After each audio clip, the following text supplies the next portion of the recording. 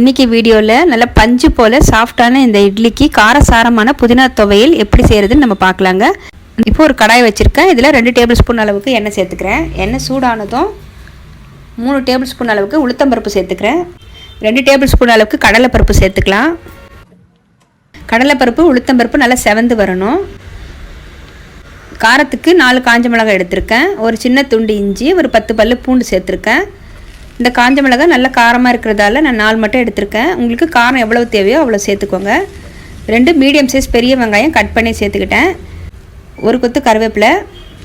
இந்த சட்னிக்கு தேவையான அளவுக்கு கல்லுப்பு சேர்த்துக்கிறேன். ஒரு தக்காளி ஆட் பண்ணிக்கிறேன். ஒரு சின்ன துண்டு அளவுக்கு புளி சேர்த்துக்கிறேன். ஒரு கட்டு அளவுக்கு புதினா சேர்த்துருக்கேன். 2 தடவை வாஷ் பண்ணிவிட்டு க்ளீன் பண்ணி புதினா சேர்த்துக்கிட்டேன். புதினா சேர்த்துட்டு ஒரு 5 நிமிஷத்துக்கு நல்லா வதங்கணும்.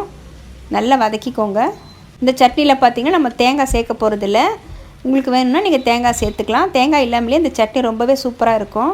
இப்போது ஸ்டவ் ஆஃப் பண்ணிக்கலாம். கொஞ்சம் நேரம் ஆறட்டும். ஆறுனதும் நம்ம மிக்ஸி ஜாரில் சேர்த்துட்டு நல்லா நைஸாக அரைச்சி எடுத்துக்கலாம். புதினா சட்னி அரைச்சி ரெடியாக இருக்குங்க. ஒரு பவுலில் மாற்றிக்கலாம். இந்த சட்னி இட்லி தோசைக்கு மட்டும் இல்லாமல் சாதத்துக்கும் ரொம்ப சூப்பராக இருக்கும். ஒரு பக்கம் பார்த்திங்கன்னா நம்ம இட்லியும் ஊற்றி ரெடியாக இருக்குங்க. நல்லா சாஃப்டாக பஞ்சு போல் இருக்குது இட்லி.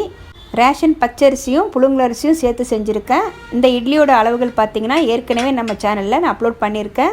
இந்த இட்லி பார்க்கும்போதே உங்களுக்கு தெரியும் நல்லா சாஃப்டாக பஞ்சு போல் இருக்கும். நாம் இன்றைக்கி செஞ்ச இந்த புதினா சட்னியோட தொட்டு சாப்பிடும்போது ரொம்ப சூப்பராக இருக்கும். ட்ரை பண்ணி பாருங்கள். தேங்க்ஸ் ஃபார் வாட்சிங்.